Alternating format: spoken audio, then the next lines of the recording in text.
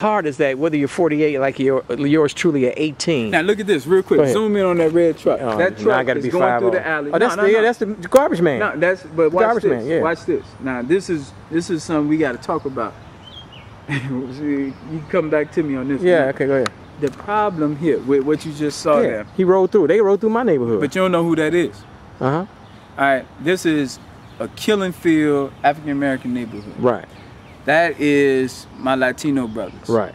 And here, you know, I'm all for everyone progressing and doing good, but let's look at the psychology behind this. It's black males who can't walk over on Woods or in that area that they'll get murdered, they'll get shot to death. Certain people cross. They can't cross certain lines. Ain't that something? Certain streets. Now, black on black killing each other. Now, my Latino brothers and everyone analyze the situation before they get into it. So they said in themselves, okay, it must be safe for us to go over here, else we ain't gonna go over here. They killing each other, so let me go over here. Right. And literally what's happening is they're riding through the alley and they're extracting metal and sometimes getting up to $300 extracting the metal or refrigerators out of the alleys. And primarily the killing fields of our neighborhood. Now, I don't have a problem with that, but here's my problem with it. Why are we killing each other when other people can come in our neighborhood and extract resources that could help? You know what I'm saying, guys? I talk to you know why they just, hey, listen, they took the black man out of the home. You know that?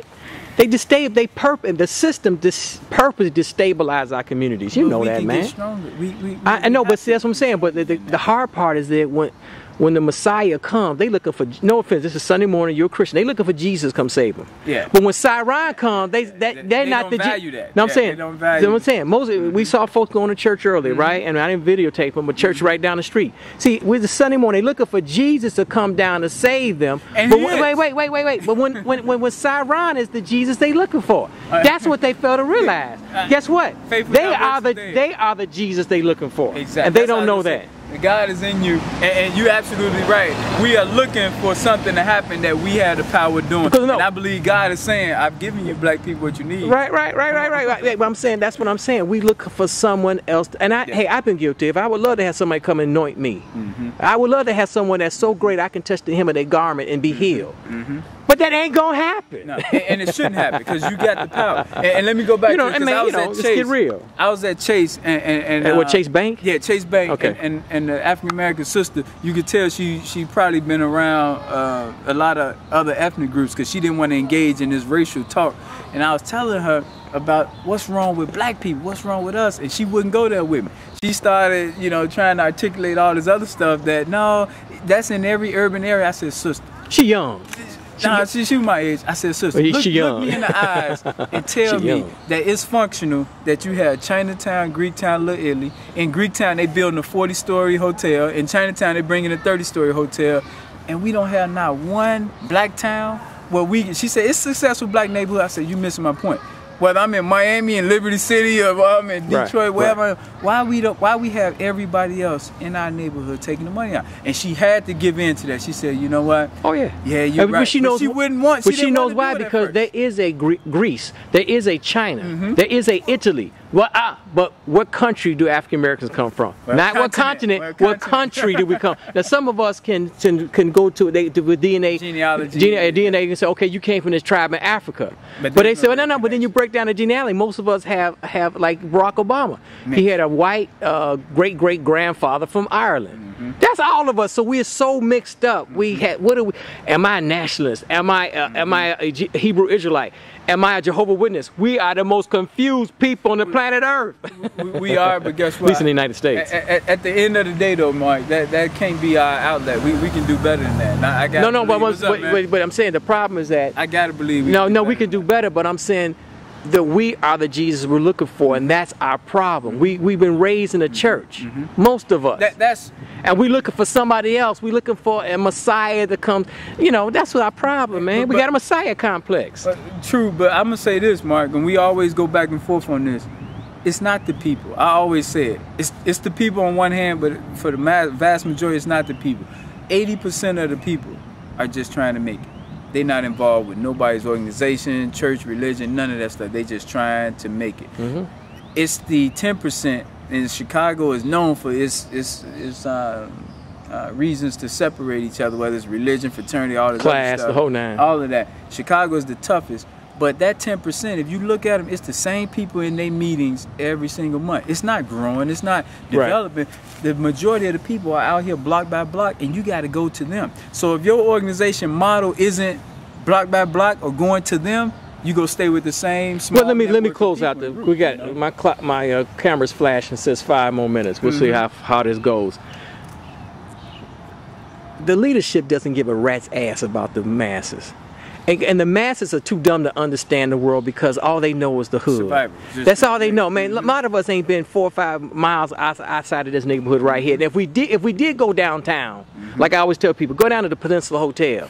You wouldn't understand it if you saw it. If you went inside, you couldn't contextualize it because you're young and you're dumb. And you know, like the wise man told me, he said, Mark, he said, knowledge comes with. He said, knowledge comes quickly, but wisdom takes time. And so that's why young people, it's hard for us to when you're young, it's hard to shut up and listen to Mr. Smith. And Mr. Smith is going to guide you to success. Aren't you going to guide them to success if they listen to Mr. Smith? I'm going to do my part. I try to tell people everyone is a leader. So let's get away from that one person leader. Everyone. If Jesse could have fixed it, he would have. Farrakhan. So let me close out this problem. This is a pretty nice block. I don't know what goes on because I'm here during the day because I'm too scared to come here at night. But on every block like this, there's always that one house or where Pookie and Ray Ray live and all that kind of good stuff. See, so how do we stop that? How do we can't trust the police. We can't trust Rahm Emanuel right now. He's new. We don't really know him per se. How do we get that one family to start acting right? How do we get that one house to cut their grass? How do we get the one house to stop playing that loud music all day? How do we do that? Great question. That ghetto-ness. Right, great question. And what I say is this, is more good people than bad people. And if you're going at it from that approach, you're probably going to set yourself up for disappointment. You're not going to stop that behavior alone or by yourself or with enforcement. What I would say is let's come together, the whole block, and let's look at how we can befriend them. And that's what people hate, that they just want enforcement only. Befriend the ghetto family on the block? That's right. Befriend the so-called ghetto person. Find out the birthday, the anniversary of that household so we can start working from there. I'm going to call the police. And lock them up. That's the enforcement side. That's the enforcement. So call the police on Pookie and Ray Ray. They got to go. Guess what? And here's the thing. I love to get involved because if we take that teenager and he's with us downtown, he's not like this right here. See that? If I had a corner store on my block like that, call the police. I call the police. I call the alderman. Yeah. It may take a year, but I say this has got to go. Yeah. And that's what I'm saying. We got to be hard on our people. We got to lock them up, man. Hey, no offense when I say they only got 2 minutes left. I hope that Rahm Emanuel locks up as many African American people. We lock them up. No. They need to go. Not at all. Guess what? He gonna do it. Mark just talking.